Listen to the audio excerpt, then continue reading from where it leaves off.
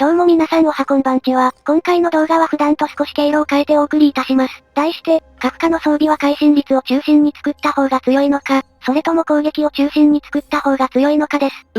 カフカって攻撃力のステータスが重要なキャラクターじゃなかったっけ？攻撃を上げつつ、ある程度の速度を確保するのが正解って聞いたことがあるんだが、基本的に様々な攻略サイトや攻略動画で、そのように推奨されているようですが、一部攻略サイトでは会心ステータスもおすすめしたりしています。どういうことだってばよ。実はこれには意外にも理由があったりするので、なぜ会心がおすすめされてしまっているのかも含めて、今回はカフカのビルドの方向性をお伝えできればと思います。まずはなぜカフカが攻撃力と速度上げがいいとされているかの、簡単な説明から入ってみます。その後、忘却の庭にて実際に攻撃力重視ビルドと、会心率重視ビルドの装備で周回してみて、実際にどの程度の差が出るのか検証してみましょう。なぜ攻撃力が重視されているのか、これには持続ダメージの使用によるところが大きいです。まずもって原神や崩壊スターレイルのダメージは、計算式や倍率の都合上現在は会心関連のステータスを伸ばしていくことでより効率的に最終ダメージを伸ばすことができるとされている。会心系ステータスが強すぎるんだ。だがこの会心系ステータスも万能ではなく、その一つが今回の継続ダメージには会心が適用されないという仕様だ。継続ダメージの発生にも、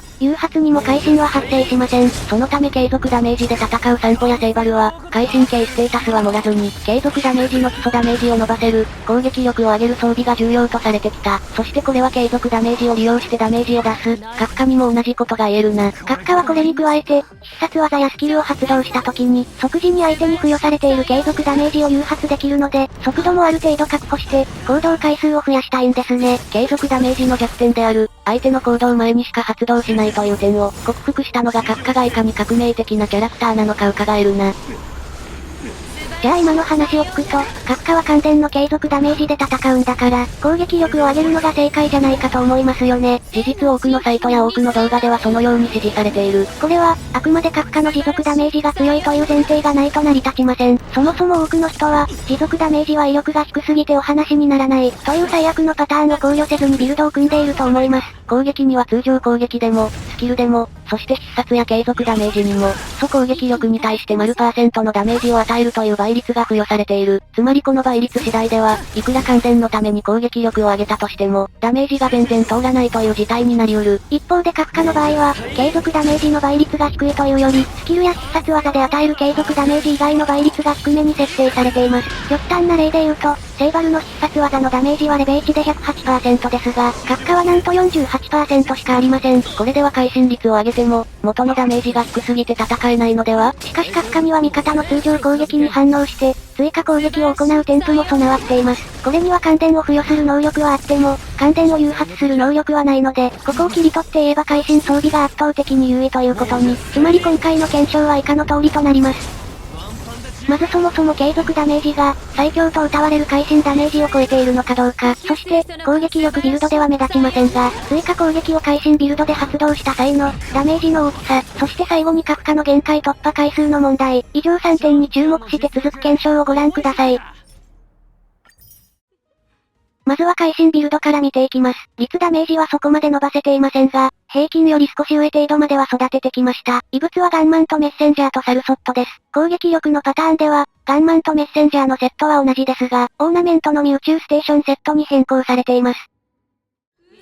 右下のみブローニャ、それ以外の画面のパーティー編成は、攻撃力ビルドと同じ低運構成でやっています。会心率の点で見れば、ブローニャを入れた方が相性がいい可能性がありますからね。対象実験勢はカフカの一発目の必殺技だな。ここは敵が4体いる場合のダメージが見れる。会心が発生するかしないかでもある程度ブレるのは仕方ないとして、だいたいこの程度の数値に落ち着くようですね。今回は一番上振れた14万7000ダメージを参考値としよう。その後敵2体に対してスキルを発動します。今回はかなり会心ダメージがブレてしまったが、一番調子の良い25686ダメージを覚えておこう。この時点ですでに1アクション分 P1 が進行が早いですね。ちなみにそれぞれの最初の追加攻撃の威力はこんな感じ。今回の会心率はちょうど 50% 程度なので、ここまでの上振れダメージはだいたい2回に1回は発動するイメージですね。まあ大体の火力が判明したところで、戦闘を早送りにしたいと思います。基本的に会心ビルドはほぼ2ラウンド消費しました。またブローナ入りの P4 ですが、処理速度の改善は見られず、閣下と低運の相性の良さが浮き彫りになりましたね。ブローニャの装備は会心ダメージが 200% を超えているのと、ブローニャ4凸、モチーフ光円錐も4凸されているので、かなり育成としては進んでいても、低運のいた方が早かったな。そこから見ても、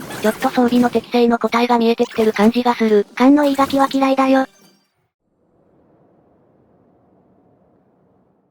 さて、ここからは攻撃中心ビルドです。攻撃力4300まで盛りました。異物のセットはできるだけ変えないように、ガンマンとメッセンジャーセットです。ただし、オーナメントのミサルソットから宇宙ステーションに変更しています。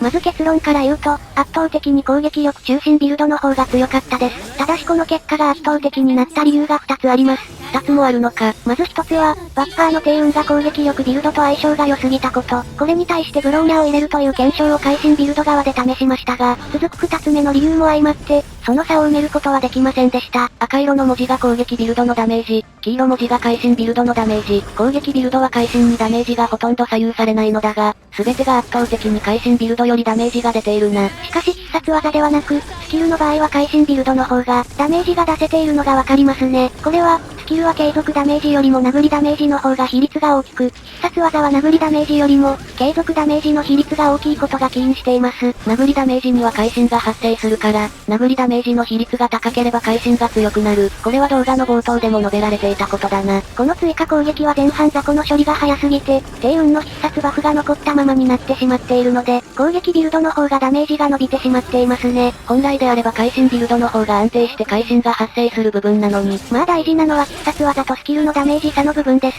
動画冒頭で述べた、継続ダメージが大きければ攻撃力ビルドが有利、殴りダメージが大きければ会心ビルドが有利が明確に現れていました。そして2つ目の理由というのが、閣下自身の完成度です。閣下自身、閣下のモチーフ光円錐松宮、閣下の1凸から6凸で得られる能力は、すべて継続ダメージに関する能力となっています。なのでモチーフ光円錐を装備しているのか、閣下の限界突破は進んでいるのかといった、閣下本体の完成度で、よりますます攻撃力ビルドの重要性が増していくわけです。裏を返せば、無凸閣下におやすみなさいとネガを装備している場合、会心ビルドと攻撃ビルドの差はどんどん埋まっていきます。その差はまさしく誤差の範疇に収まり、最終的な伸びしろでは会心ビルドの方が強いこともあるでしょう。で、結局どっちが強いんだよ。もしあなたの閣下が無凸でおやすみなさいとネガを装備している場合、会心ビルドを装備した方が最終的な火力が高い可能性が大きいです。ですが、当然異物の厳選の難易度は高いので、それ相応の労力が必要となります。もしあなたの閣下がモチーフ光円錐の松の実を装備していたり、2凸以上の限界突破ができているのであれば、攻撃力ビルドで異物を揃えた方が安定して強くなるでしょう。というか、会心より攻撃力のステータスの方が、メインステにしろサブステにしろ異物につきやすいので、どう考えても攻撃力でビルドした方が楽ですよね。それ動画見る前から結論出てたじゃん。いやいや、けれども特定条件下では会心ビルドの方が、微妙に強いのは事実ですから。誤差の範囲だけどな。ちなみにこの敵ですが、会心ビルドでは2ラウンドきっちりかかりましたが、攻撃ビルドでは1ラウンド以内に終わったので、貫突の閣下だと圧倒的な差ですね。まあほとんどの人がそこまで突が進んでいたりはしないでしょうから、あながち会心ビルドをしている攻略ライターさんも、間違いではないんですよね。まあそこまで丁寧に理由が記載されていたかといえばないんだけども、今回の動画は閣下に限ったことではなく、各個人の環境によって最適なビルドは変わるし、それを探求するのが崩壊スターレールの楽しいところですよね。というお話。まあうちのチャンネルの動画は基本的にバカなことばっかりやってますが、真面目な異物の厳選が追いつかないんだよな。今回は Twitch のライブ配信で質問が多かった閣下のビルドを、検証したからせっかくなら動画にって感じでした。もし他にも気になることがあればコメントいただければ、今後の動画の参考にします。バージョン 1.3 では陰月の動画や、新しくなった模擬宇宙の動画も予定しているので、ぜひチャンネル登録をお願いいたします。そして閣下に興味のある方は、ぜひこちらの速度閣下動画もご視聴いただければと、むしろ速度閣下動画がうちのチャンネルの平常運転ですので、それではご視聴、ありがとうございました。